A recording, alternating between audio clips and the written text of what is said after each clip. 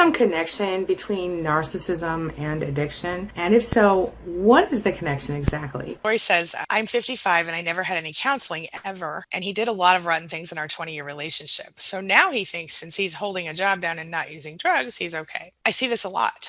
What I've seen is when you have a person in active addiction, whether or not they are a narcissist, like IRL in real life, they act like a narcissist if they're in active addiction, because instead of focusing on supply from a person, they're focusing on supply from a drug. So they're always focused on what can I get? How can I get the drug? How can I use the drug? How can I obtain the drug? Where can I get money to buy the drug? Whatever. But in that process of being focused so hard on the drug, they're not focused on what their people in their life need. And they're not focused on empathy. They have none because all they care about is the drug, right? Well, it's a similar thing with a narcissist with a supply, but in this case, and I see this a lot, sometimes you'll see somebody who is acting just like a narcissist and they're in active addiction, and then they go into recovery and they look back at what they've done and who they've been, and they're like, oh my gosh, I'm so sorry, I had no idea, and they mean it, and they change. But then you've got the ones who go through recovery and they get in the program and they do the thing and they're all into it, but then they don't change. They're still a narcissist. And I'm not going to tell you what to do with your life because 20 years is a long time, but at this point, none of us are getting any younger. And if this man has done no changing, do what you got to do. I'm just saying, be careful. But maybe you should join one of the groups like Al-Anon. Al-Anon is the one that's for the family, right, Dana? Yeah. Yeah, I know that might be somewhat helpful for you to hear what other people are going through in a similar situation with addiction and stuff. But outside of that, maybe it's time for you to start thinking about putting yourself first, maybe for the first time. Yeah. Well, and that's, one of the challenges with addiction is you're not sharing the same reality. Because that person, especially if they're using some sort of mind-altering substance, whether it be drugs or alcohol, they're not there. So they're very, very deeply unaware of all of the pain and suffering their behavior has caused. Yeah. And so even if they work the 12 steps, there is some sort of acknowledgement of, yeah, okay, I can see certain things. It's maybe really destroyed my marriage, or I've lost a bunch of jobs, or there's this pattern of really painful consequences. Mm-hmm. But moment to moment of all of the emotional pain in between those consequences, they weren't present for that. They were drunk or high. Right. So, that's a big part of it. But like Angie was saying, a person can also there can be the addiction, and then there can also be a personality disorder on top of that.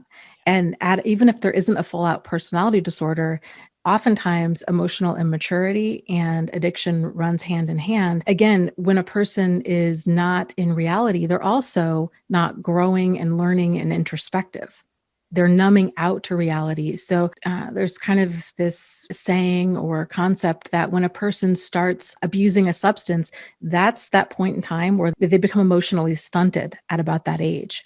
So there's a lot of catching up a person has to do once they achieve sobriety in terms of how they relate to other people and a whole host of other things. And at the end of the day, the part of recovery that families and those in the inner circle of somebody struggling with addiction is the work that we have to do is boundaries.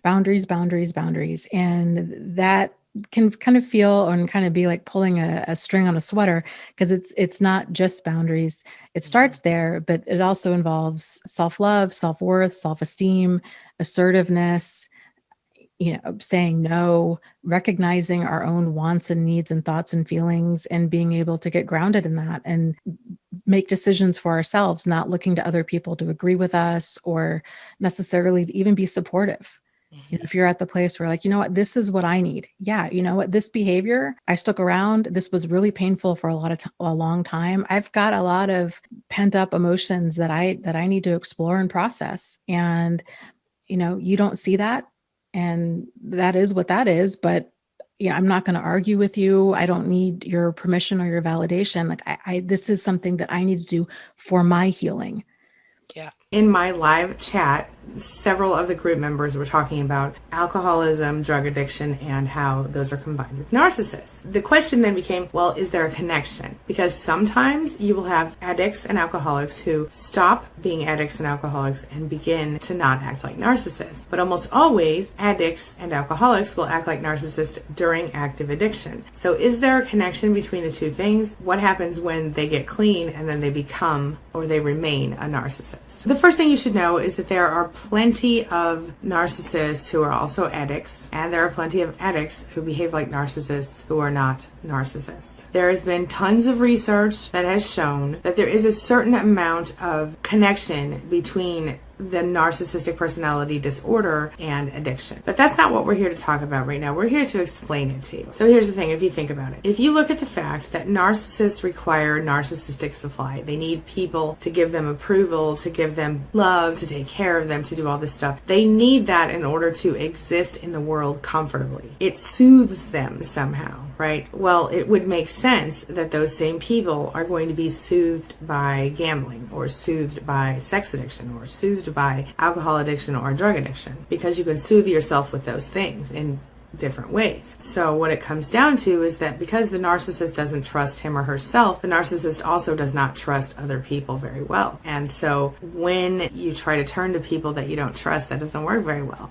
So the narcissist often will turn to a drug or an alcohol situation. But here's something to note, and that is often that victims of narcissists might also find themselves being addicted for the same reason, because they cannot turn to the narcissist, who is often their only form of connection to the world, because the narcissist, as we know, isolates us in order to control us. One of the most difficult people to deal with in the world is an addicted narcissist. An addicted narcissist is worse than a standard narcissist, because not only are you working against an apparent personality disorder, but you're also working against actual addiction. And as we discussed, addiction mimics narcissistic behavior. So it's like a double whammy. If you're dealing with an addictive narcissist, you are dealing with someone who is incredibly hard to deal with. They are exhausting. Their selfishness, the narcissism, the outright disrespectful behavior, lack of concern for you and your well-being, lack of concern for your need to pay the bills, lack of concern for your need to eat. They'll take everything you have and they'll like it. They are relentless. They are overpowering with their need and their rage if you don't meet those needs. Not only that, they're callous. They're frequently abusive.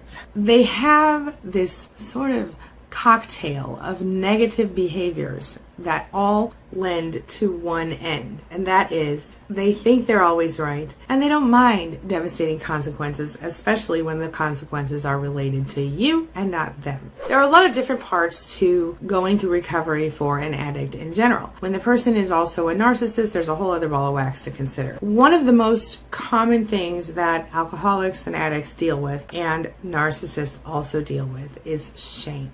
If you're looking to figure out a narcissistic addict, look for events that happen between, say, 18 months and 3 years old, because a lot of times that's where they begin to develop shame, both addicts and narcissists. Interestingly enough, about 50% of addicts are, according to studies, also narcissists. Some studies would say that fetal alcohol syndrome in a child could be a sign of a narcissist. So that's something to think about. And that kind of explains a lot, doesn't it? Because fetal alcohol syndrome happens when the mother drinks while she's pregnant, usually excessively from my understanding. So you have to think about where the narcissist came from.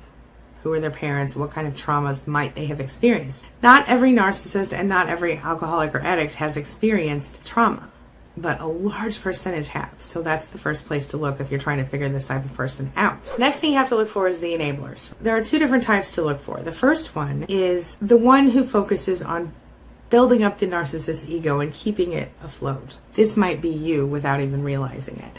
This is the person who actively lifts the narcissist up and gives them supply. This person will help the narcissist to minimize all signs of addiction and hide them if necessary, and will also help the narcissist to feel superior to other people, including themselves in some cases. Then there's someone who's maybe unknowingly encouraging the narcissist to remain addicted to whatever it is they're addicted to.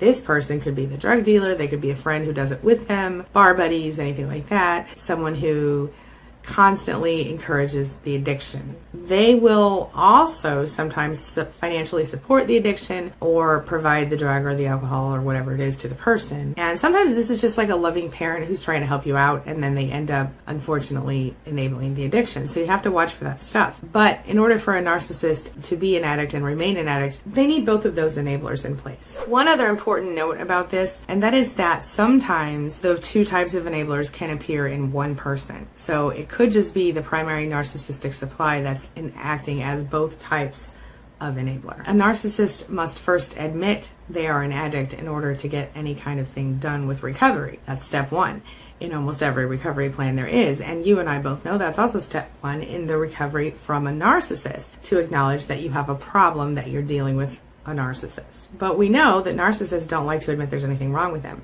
So it's often very difficult to even get them to try to do a rehab program or try to quit drinking or drugging or gambling or whatever they're doing. If you end up confronting the narcissist, usually you end up with narcissistic rage and narcissistic injury.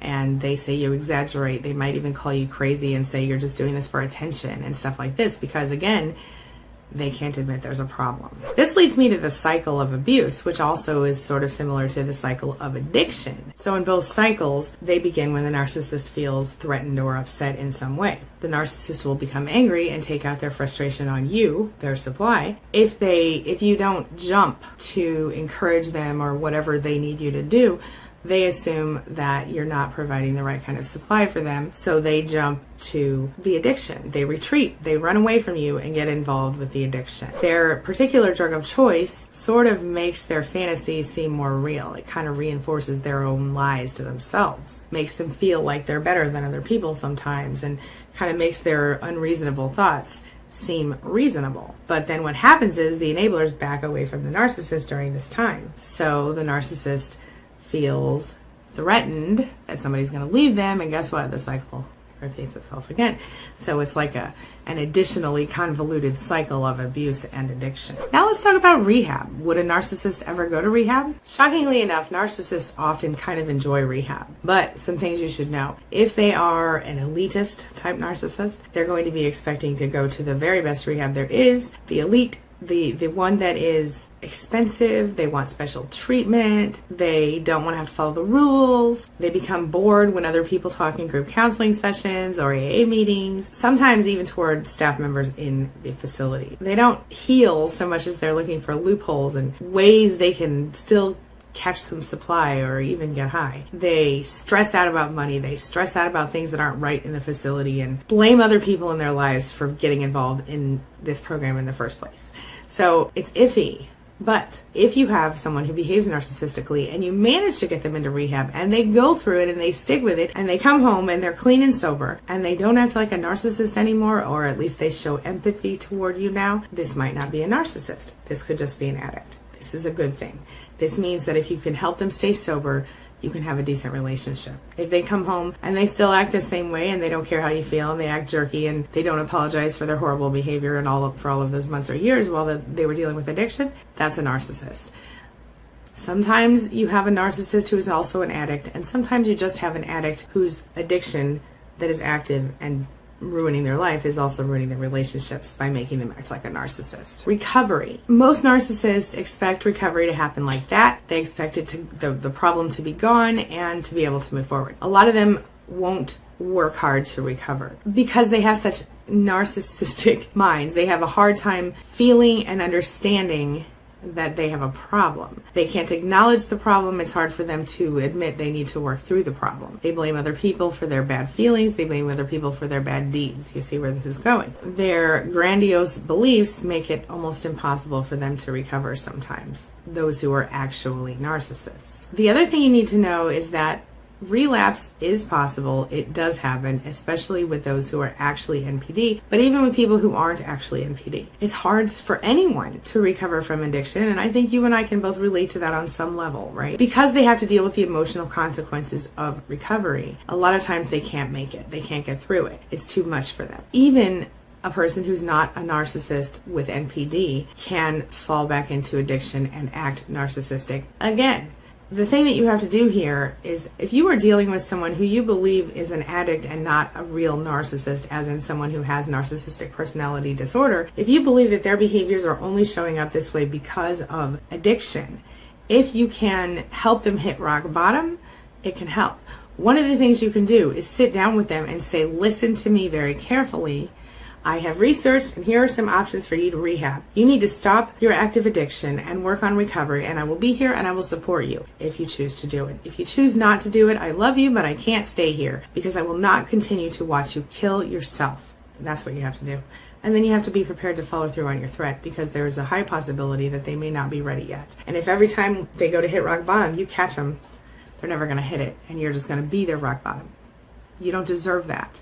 You don't need to be at rock bottom for something that isn't your fault. Know that. You can love someone, even your child or it doesn't have to be a spouse or a significant other. It could be a parent, it could be a child, it could be a relative or a friend. You can love someone without enabling their behavior. You can love someone but not approve of or enable their behavior. It is difficult, but it can be done. This leads me to the question of the day. And the question of the day is, have you ever dealt with a narcissistic alcoholic or addict? If so, did recovery change who they were? And if not, did you figure out how to deal with it, or are you in the middle of it? Share your thoughts, share your ideas, share your experiences in the comment section below, and let's talk about it. As always, thank you so much for being a part of my day and a part of my life, and hey, thanks for letting me be a part of yours. It really does mean a lot to me. Now, before I go, make sure you take a look at the videos I'm going to leave for you right there and right there. And while you're here, hit that subscribe button right over there so we can stay connected and continue on this healing journey together. I'll see you soon.